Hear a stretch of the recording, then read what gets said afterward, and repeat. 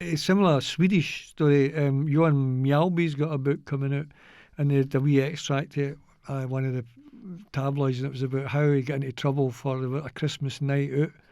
And he peed in a pint tumbler, and he was bursting and he peed in a tumbler, and Martin O'Neill got to know about it and got him in, and basically said to him, I expect a whole lot better than those sort of standards.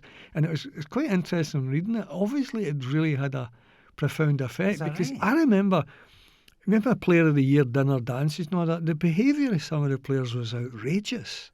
I mean, I don't know if there was one player in particular. We were in the bar. I don't know if I should say his name.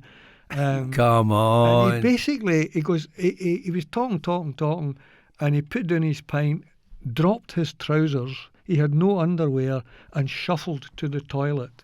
He was a Rangers player at the time, and he might have been a Geordie.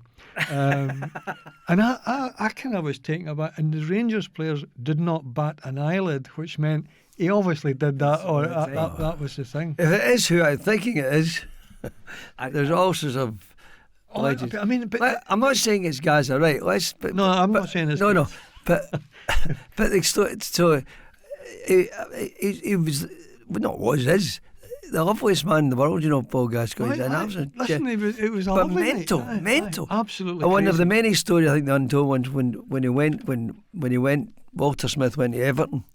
And I was down doing a piece with Walter, and Gaza had gone the last throw of the dice to Everton. If you remember, I think it was the last throw. It was one of the last throws. Did he go from Middlesbrough to Everton? No, he went because he went from Rangers to Middlesbrough. Oh, must have gone Walter. When Walter went, he took him to Everton. That's right. Anyway, remember the thing that Walter used to do with Rangers, a restaurant not far from where we're recording this.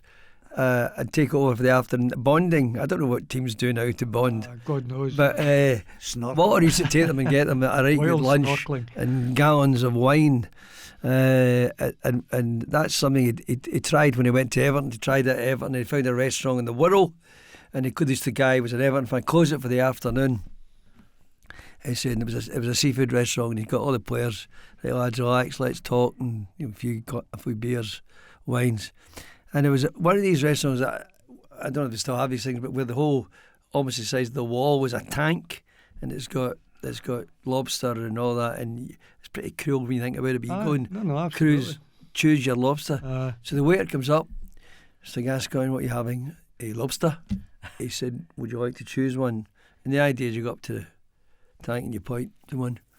Gaza, there's a ladder, climbed up the ladder, go on the tank. He's got his suit on, gets the lobster in question, goes back up, this one.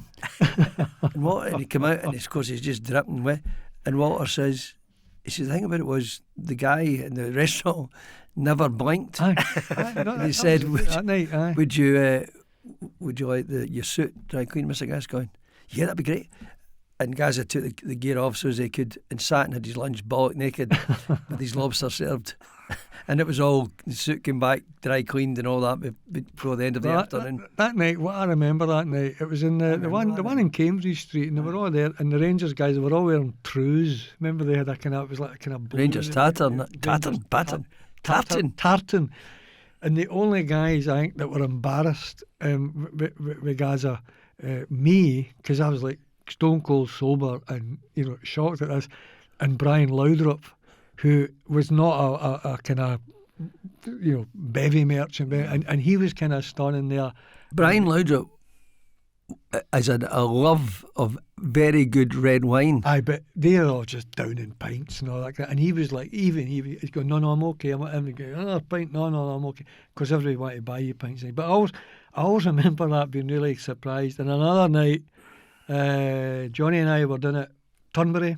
Yes. We used to get in, Johnny would do a wee speech and a wee only an excuse for the Rangers guys, and we used to get in, great nights, sit up to 3-4 in the morning talking about football. And even other things as well, like everything, films, music, Walter, Doc Cruikshank, Archie Knox, Davy Dodds, Billy Kirk, we were all blah. And I went to the toilet, and the lift door opened, and it was 2-3 in the morning, Gaza's there. All right. And you go, aye, and then the door just shuts. And Archie says, aye, place in the lift. He was getting down the lift. He couldn't sleep. Just, No. No, it's certainly a bit of a one-off. How did we go into that? Forget the ball, get on with the game. Subscribe now. And remember, it costs you nothing.